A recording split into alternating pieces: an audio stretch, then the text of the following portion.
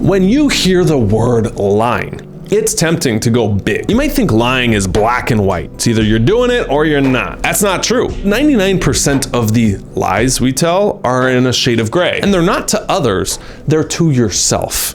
Here's some examples. We say we're gonna go to the gym, but when it comes time, we let ourselves off the hook and we stay in. Procrastination, using the classic, well, I work better under pressure, to fuel putting off a deadline or project further and further down the road. We all tell ourselves little stories, we all tell ourselves little lies. What's the harm? Here are the 3 ways that lying robs you of your energy and hurts your relationships that you don't even know. Before we begin, if you want to reinvent yourself, you want your life this year to look totally different, you want to get your energy, your confidence back, you want to do that under 10 weeks, create the 2.0 you, I'll link down below our Metamorphic program where you can apply and speak to one of our coaches, see if we can genuinely help you. Point number 1. If you've watched this channel before, you know we talk a lot about vibrations. Simply put, if you just rank ordered all your emotions that you could feel on a given day, it would probably look something like a chart I'll put up right here, where at the top you have ones that you want, like love, peace, and at the bottom you would have things that you don't want to feel. What's fascinating though is if you studied the vibrational energy of certain emotions, you know what the lowest ones are? Guilt and shame.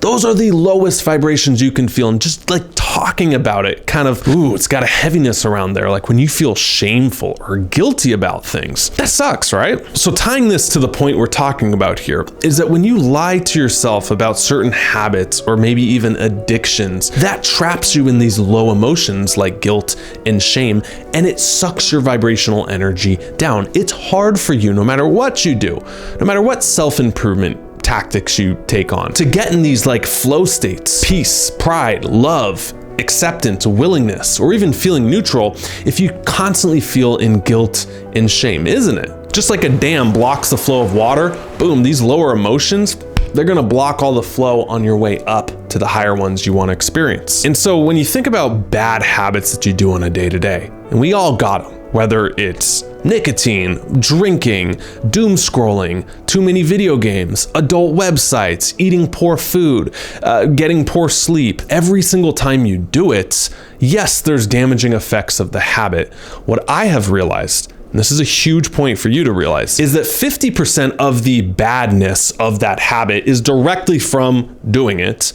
I think equal amounts, the other 50%, is your guilt and shame you feel around it. The smoker who 20 times a day is going out smoking cigarettes, yes, that's terrible for you. It's awful for your health. We all know that. They know that. But some of the real damage of that is the guilt and shame they feel about themselves being a smoker. And that's what sucks them down and causes that like deep sense of no confidence. So if you want to feel more confident, you want to stop like lying to yourself, you want to stop the self-deception, just ask yourself, like, what are my secret stories? What are the things I do that I don't want people to look at or find out? I promise you that if you just like went all in into letting go of habits that no longer serve you, that are keeping you in guilt and shame, whatever that is for you, your year this year is going to look totally different. Like, you're gonna come alive. You're gonna feel like a badass. You're gonna feel confident. If you drop that one habit, you go all in on saying like, enough, I'm grossed out by this, I don't want to do this anymore,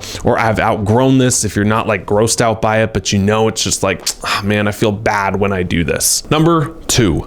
Self-deception robs your authenticity. So we spoke about low vibes. Let's talk about high vibes. One of the highest ones, I believe, is that feeling of authenticity and congruency. When you're authentic, you're congruent. It's like who you are and who you're capable of being. If this was a gap right here, who you are and who you're capable of being, this gap has closed. This is what my whole like metamorphic program we talk about in the first 2 weeks, is there's a gap between who you are and who you're capable of being, the 1.0 you and the 2.0 you. To the degree you're closing this gap, you're gonna feel authentic, confident, all the good things you want. But to the degree this is bigger, you're gonna feel low vibe, imposter. Well, how do you close this gap? With authenticity. This is one of the highest emotional states. We just spoke about low vibes, guilt and shame, fear, doubt, all the ones that suck you down.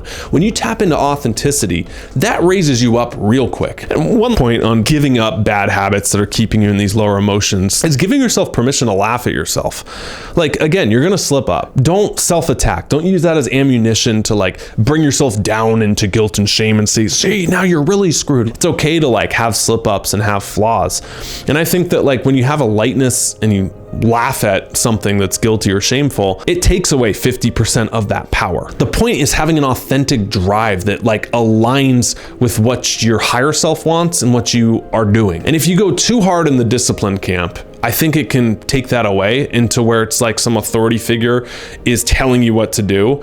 And if you don't do it, you're going to get in trouble. And that dynamic right there creates this like inner rebel in you that doesn't want to be told what to do. And so it kind of gets a little pleasure rebelling against this. And these two parts are going at it. They're not like in harmony. And so what really helps glue this whole thing together is when you have an authentic drive of like your mindset around why you're giving something up or why you're implementing something. Where like, I'm giving this up, I'm choosing to, my own free will. No one's telling me to. We can always go back, right? Like, yeah, you can, but let's just see how we feel. Okay. And it's along for the ride. And that's when it sticks. And that has been one of the breakthroughs that this like self-delusion conversation we're talking about here is so key. Having a lightness around things that are shameful or guilty and really like taking some of that pressure off. Now you're able to approach it from this like adult version of you, not this like child who's scared of getting found out and exposed. When you get on your own side, that's where your real power is. Point number 3, it sucks all your confidence away from you. Now this is the biggest one. Take 100 people and you ask them, what do you want to feel about yourself, about your life? I bet confidence is a feeling they would mention. I want to feel secure. I want to feel like I love myself. I can trust myself. What's interesting is that the root word for confidence means intense trust. So when we're talking about self-confidence, you feeling confident, you feeling like you got it, you can trust yourself, that's what it comes down to. So how do you get more confidence? How do you feel more self-assured? You start trusting yourself more. Well, how do you start trusting yourself? You stop deluding yourself. You stop lying to yourself. You start doing what you say you're gonna do. And that comes down to honoring the commitments you keep. Very simple question. Would you trust a friend that told you they were gonna show up at a certain time and never did? No, they would be a flake. They'd be like, I'm never hanging out with that guy again. Honoring commitments to yourself is a very important part of building the self-confidence. You know, people who say like, dude, I have no confidence. You know, I said I was gonna lose like 20 pounds. I was gonna go to the gym every day. Well, not knowing that that's the very reason they don't trust themselves is because they make commitments and they let themselves off the hook. I was reading this in a book. It was amazing. It blew me away. The marshmallow study. It's famous. Stanford did it, where they sit 2 kids and they give them a marshmallow. They left these kids in the room, and on their way out, they said, oh, and if you wait 5 minutes to eat that marshmallow, I'll come back and give you 2. And the famous results of that is the kids who ate it initially were impulsive. They tracked them for 60 years or whatever, and they had lower relationships, lower grades. Their whole life was worse than the kids who had the discipline to hold out, stick it out, and wait for the 2 marshmallow reward. In 2012, they did a follow-up to this study that's related to what we're talking about. They gave the kids a bell that they could ring, and they said the researcher would come back into the room, keep them company. Every kid rang the bell, but in half the kids that rang the bell, the lying group, the researcher would not come back in. So the kid got the message, what the heck, I can't trust this person. The kids who rang the bell and someone came in, i.e. they could trust them, they held up their commitment, were able to wait up to 4 times longer to eat the marshmallow than the kids whose trust was broken. And in that way, that trust strengthened their ability to move forward, their motivation, their determination, their grit to keep waiting it out. I think that's very true for you in your life. That if you're someone who says you're gonna do something as best as you can, you gotta show up for yourself. You gotta ring that bell, and then you're gonna be able to stick it out. You're gonna build that confidence in yourself. Takeaway for this point, what commitments do you need to stop letting yourself off the hook for? These can be big, these can be small.